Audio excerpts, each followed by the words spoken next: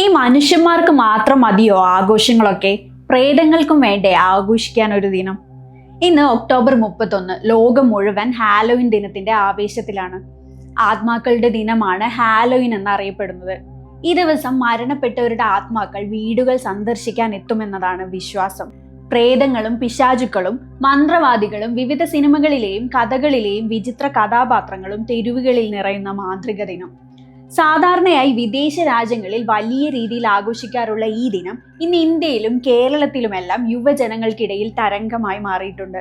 ജീവിച്ചിരിക്കുന്നവരുടെയും മരിച്ചവരുടെയും ലോകങ്ങൾക്കിടയിലെ അതിർവരമ്പ് നേർക്കുന്നതായി കരുതപ്പെടുന്ന ഈ ആത്മാക്കളുടെ ദിനത്തിന് നൂറ്റാണ്ടുകളുടെ പഴക്കമുണ്ട്. ഏകദേശം 2000 വർഷങ്ങൾക്ക് മുമ്പ് അയർലൻഡ്, യുണൈറ്റഡ് കിങ്ഡം, വടക്കൻ ഫ്രാൻസ് എന്നിവിടങ്ങളിൽ ജീവിച്ചിരുന്ന സെൽറ്റിക് ജനതയാണ് ഈ ആചാരത്തിന് തുടക്കമിട്ടത്. സെൽറ്റുകൾ നവംബർ 1 ശൈത്യകാലത്തിന്റെ തുടക്കമായി കണക്കാക്കി.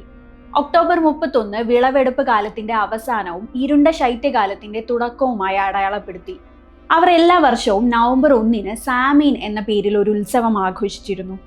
സെൽറ്റുകൾ വിശ്വസിച്ചിരുന്നത് ഒക്ടോബർ 31 രാത്രിയിൽ ജീവനുള്ളവരും മരിച്ചവരും തമ്മിലുള്ള അതിർവരമ്പ് ഇല്ലാതാകുമെന്നും മരിച്ചവരുടെ ആത്മാക്കൾ ഭൂമിയിലേക്ക് തിരിച്ചെത്തുമെന്നുമാണ്. ഈ രാത്രിയിൽ മരിച്ചവരുടെ ആത്മാക്കൾക്ക് തങ്ങളുടെ പഴയ വീടുകൾ സന്ദർശിക്കാൻ കഴിയുമെന്നും അവർ കരുതി. തിരിച്ചെത്തുന്ന ഈ ആത്മാക്കൾ വിളവെടുപ്പിനെ നശിപ്പിക്കുമെന്നും രോഗങ്ങൾ പരത്തുമെന്നും സെൽറ്റുകൾ ഭയപ്പെട്ടു. ഇതിനെ പ്രതിരോധിക്കാൻ അവർ തീയിടുകയും ദുരാത്മാക്കളെ പേടിപ്പിക്കാനായി മൃഗങ്ങളുടെ തോലുകൾ ധരിച്ച് വിചിത്ര വേഷങ്ങൾ കെട്ടുകയും ചെയ്തു. ഈ ആചാരമാണ് പിന്നീട് വേഷം മാറുന്ന ഇന്നത്തെ ഹാലോവീൻ രീതിയിലേക്ക് മാറിയത്.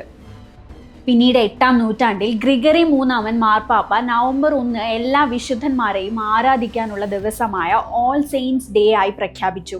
ഇതിന്റെ തലേ ദിവസമായ ഒക്ടോബർ 31 ഓൾ ഹാലോസ് ഈവ് എന്നാണ് അറിയപ്പെട്ടിരുന്നത്. ഇതാണ് പിന്നീട് ഹാലോവീനായി മാറിയതെന്നാണ് മറ്റൊരു വിശ്വാസം.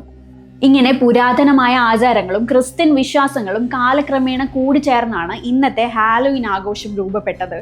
18ാം നൂറ്റാണ്ടിലും 19ാം നൂറ്റാണ്ടിലും യൂറോപ്പിൽ നിന്നും അമേരിക്കയിലേക്ക് കുടിയേറിയവർ ഈ ആചാരങ്ങൾ അവിടേക്ക് കൊണ്ടുപോയി. അമേരിക്കയിൽ ഇത് ഒരു വലിയ വിനോദ ആഘോഷമായി മാറുകയും ട്രീറ്റ് ഓർ ട്രിക്ക് പോലുള്ള പുതിയ ആചാരങ്ങൾ രൂപപ്പെടുകയും ചെയ്തു. ഇന്ന് ലോകമെമ്പാടും ഇതൊരു വലിയ വിനോദോത്സവമായാണ് ആഘോഷിക്കപ്പെടുന്നത്.